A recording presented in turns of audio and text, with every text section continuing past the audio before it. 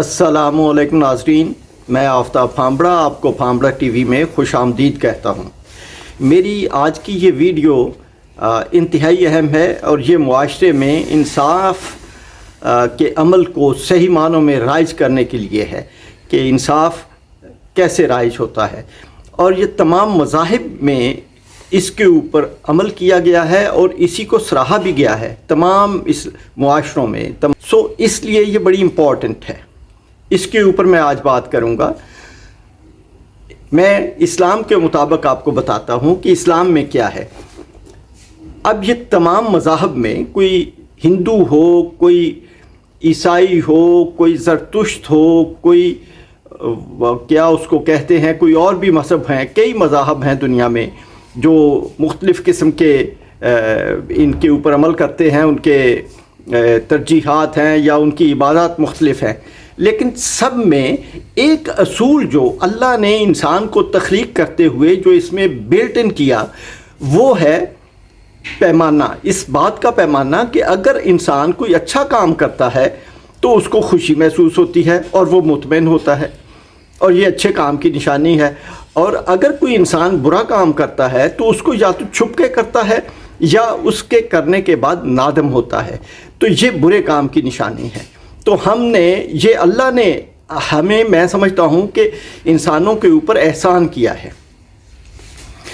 मैं मिशकात शरीफ पढ़ रहा था तो उसमें ये हदूद में सिफारिश करने का बयान है कि हदूद में कौन सिफारिश करते हैं और उसके क्या असरात हैं। ये हदीस पाक है 3447/1। ये हज़रत आयशा रज़ी अल्लाह अन्हा से रिवायत है। उन्होंने कहा कि हमें एक कबीला वहाँ पे कुरैश को मखजूमी औरत के वाक़या ने सख्त फ़िक्र और परेशानी में डाला हुआ था क्योंकि उसने चोरी की थी। तो फिर ये जनाब रिसालत मआब सल्लल्लाहु अलैहि वसल्लम से उसामा बिन ज़ैद ने जुरत की और उनसे ये दरियाफ़्त किया, उनसे पूछा इसके हवाले से, चोरी के हवाले से। तो आप सल्लल्लाहु अलैहि वसल्लम ने फरमाया, अल्लाह की हदों में जो सिफारिश करता है, इसके हवाले से आपने फरमाया।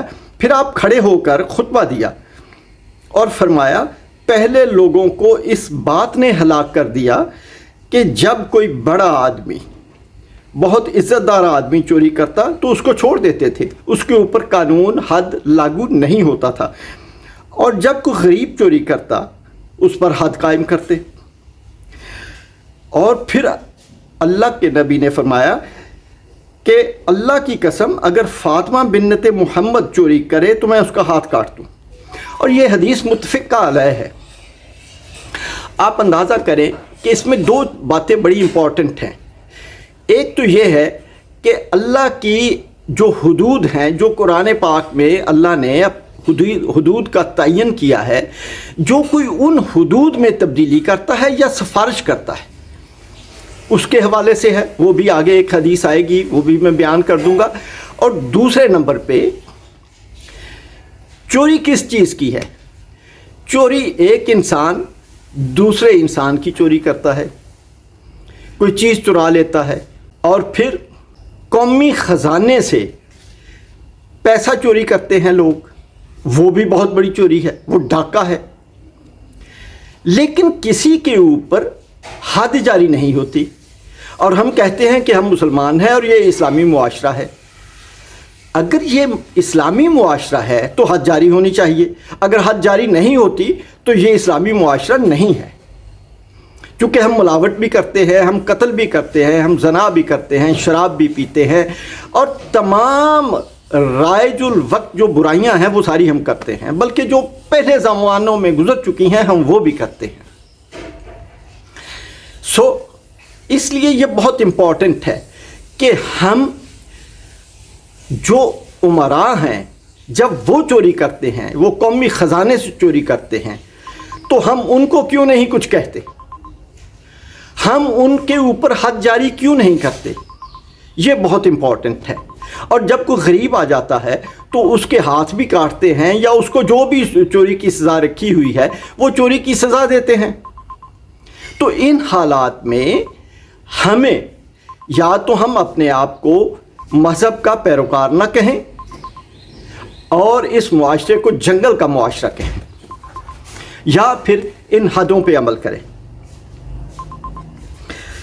حضرت عبداللہ بن عمر سے روایت ہے کہ میں نے رسول اللہ صلی اللہ علیہ وآلہ وسلم سے سنا، فرماتے تھے جس کی سفارش اللہ کی حدوں میں کسی حد کے درمیان حائل ہو گئی، یعنی جس کسی نے اللہ کی حد جو ہے، جو حدود ہے، جو سزا کا نظام ہے، جو اس کے حوالے سے سفارش کرے گا اور وہ سفارش جو ہے اس کی حائل ہو گئی، یعنی وہ جو ملزم تھا اس کو چھوڑ دیا گیا، تو اس کا مطلب ہے کہ اس نے اللہ کی مخالفت کی، اور جس نے اللہ کی مخالفت کی اس کے پاس کچھ نہیں بچا، وہ راندہ درگاہ ہو گیا، وہ ہمیشہ اللہ کی ناراضگی میں رہتا ہے یہاں تک کہ باز آ جائے۔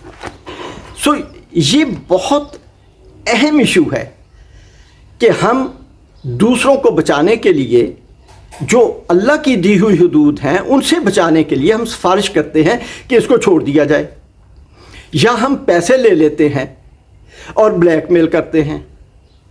یہ تمام چیزیں بہت امپورٹنٹ ہیں، اس لیے میں سب سے گزارش کروں گا کہ خدا را اللہ سے لڑائی نہ لڑیں، آپ ایسا کوئی عمل نہ کریں جو اللہ کے حدود کی مخالفت میں ہو۔